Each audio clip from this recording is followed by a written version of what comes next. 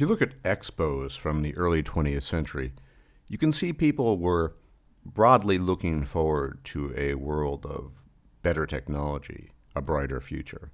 The idea that technology would liberate us. And it goes without saying that technology has helped a great deal. Whereas in previous times, if you wanted to cross the Atlantic, you required a ship. These days you can take an airplane. Modern medicine. I don't need to go through the whole list of the various benefits of technology. Most of them are self-evident, I would argue, in light of comparison to previous years. Certainly 100 years ago, and absolutely without question any time prior to that. But, as with all things, technology is a double-edged sword. Nothing comes without a price. Or as Thomas Sowell, whom I am very fond of quoting, likes to say, there are no solutions, only trade-offs. And who could have foreseen the way modern internet technology taps into the human psyche and manipulates it? And specifically in this video, I'm going to talk about one incident that is reflective of many others and potential realities down the line. Now, some of you might be familiar with the idea of a filter. And by that, I don't mean a smoking filter or what have you, when you roll your own. I mean a filter that web streamers use, cam streamers, specifically women, but not exclusively, to optimize their appearance.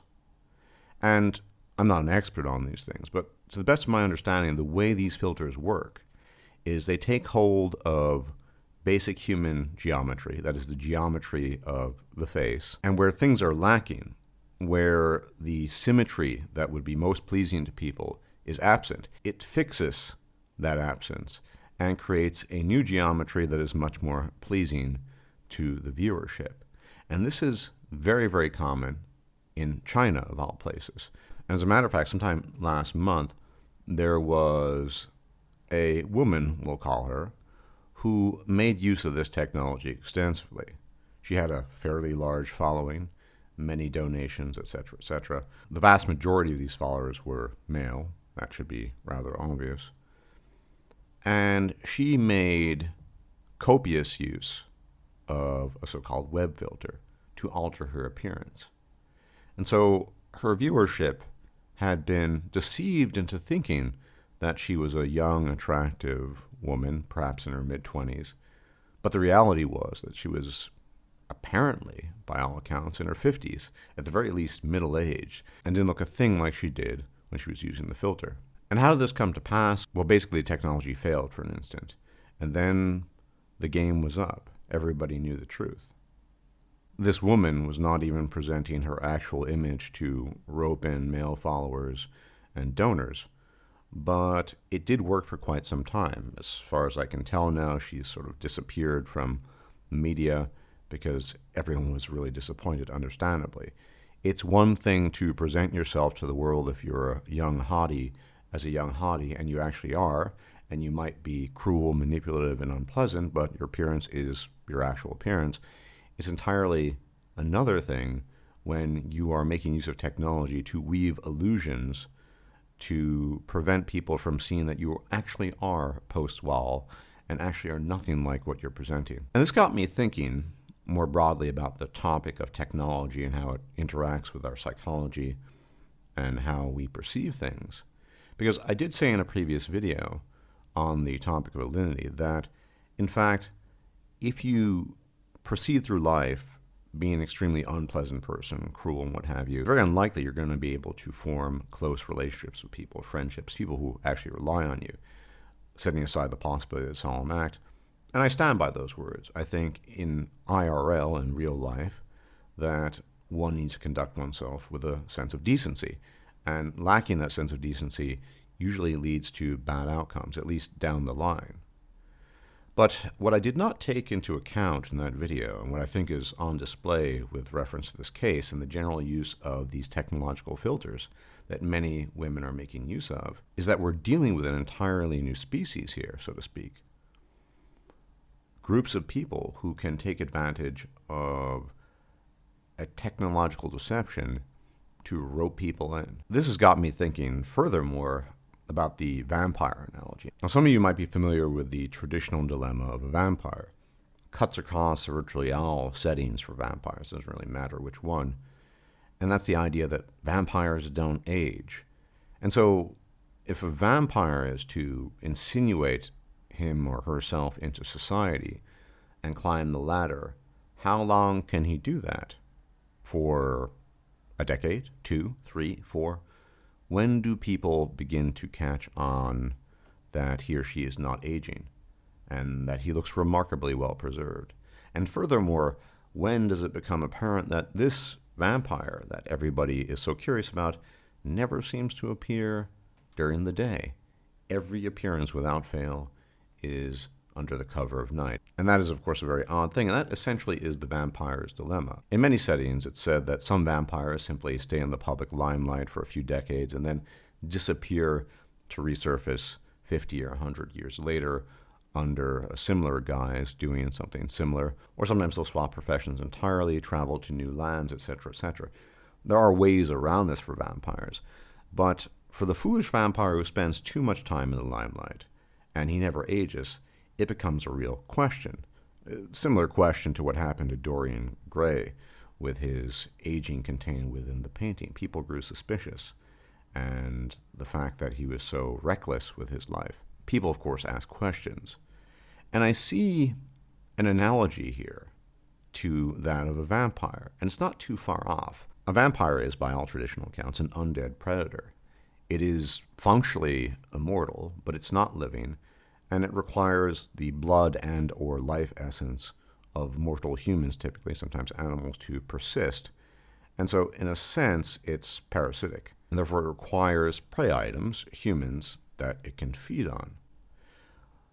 It also must hide its identity to make sure it's not discovered. Now, you might see where I'm going with this.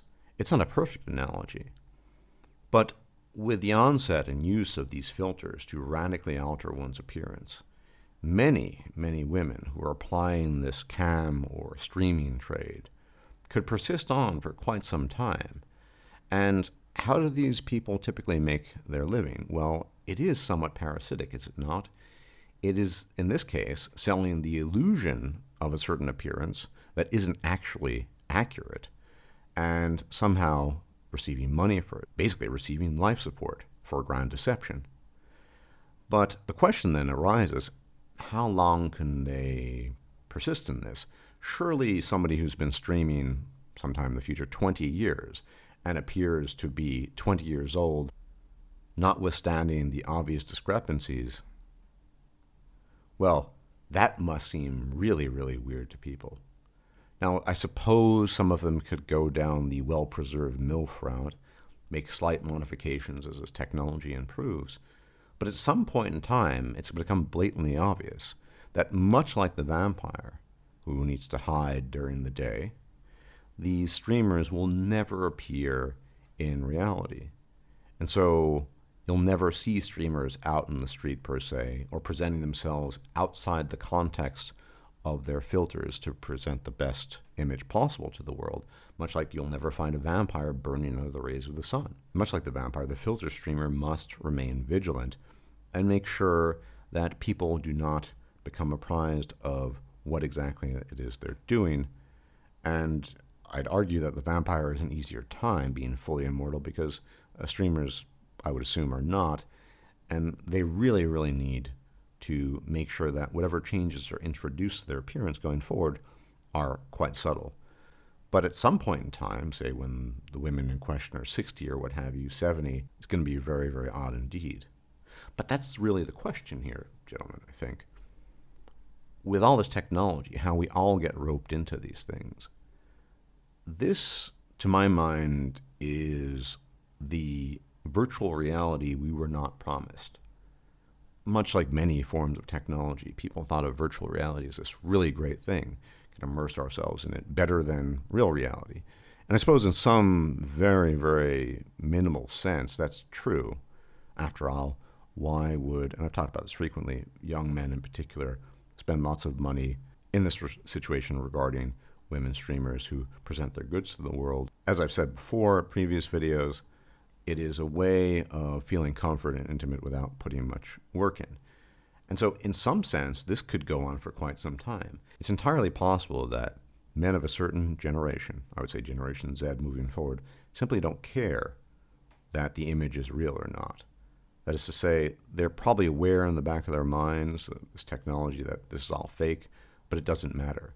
Lots of things are fake. Pornography is largely fake. Instagram photos are typically fake. Everything is touched up or photoshopped. And so why would it really bother them?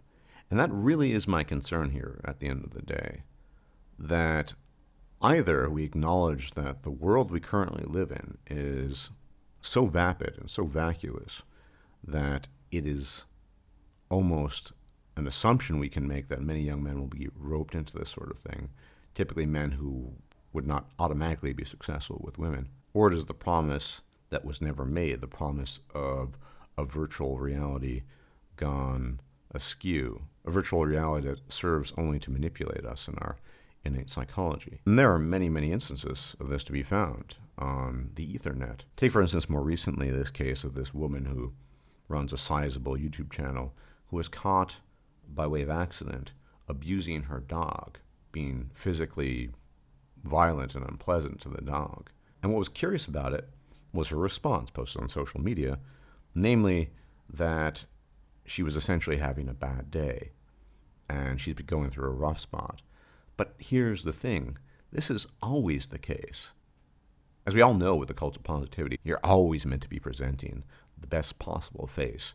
You have to smile, you have to sound joyous and happy. Where's the difference here? It's a different type of deception, but the expectation is there because that's what people want to see. And I'm far less worried about older men, such as myself in this regard, or really even millennials, and much more so Generation Z or the Zoomers, because they seem particularly susceptible to this. They've co-evolved with this technology in a way that not even millennials did. And so I wonder to them, and it's an open question, just how much virtual reality actually is reality for them, how much they're aware of a degree of manipulation occurring, how much they're aware of what is happening to their brains.